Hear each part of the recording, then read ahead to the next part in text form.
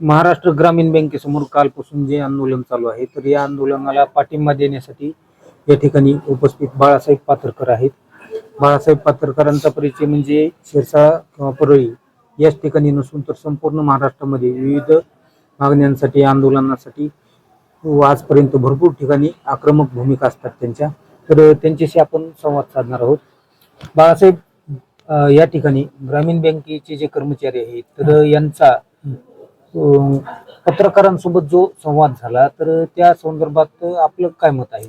मी video बघितला. तो manager म्हणतोय की आतमध्ये येण्यासाठी परवानगी घ्यावी लागते.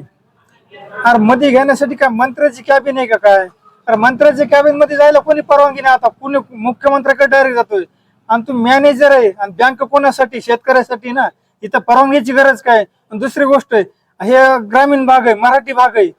अरे इथं मराठी बोलायला पाहिजे आणि हा मराठी बोलत नाही.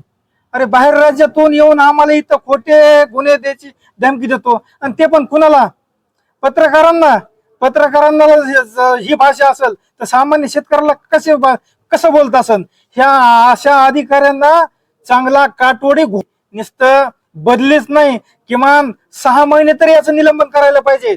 महाराष्ट्राच्या बाहेर नेऊन इथं खोटे गुन्हे दाखल करायला धमकी देतो. एवढा माज आहे ना, चांगल्या चांगल्यांचा माज आम्ही महाराष्ट्रीयन उतरतो. अरे तू तर बँक मॅनेजर आहे, चांगल्या चांगल्यांना आम्ही माज मोडलाय चांगल्या चांगल्याचा. तू लय चिल्लर आहे रे. तू आमच्या नादाला लागू नको. चांगल्या चांगल्यांना तुला फुकलं तरी उडून जाशील.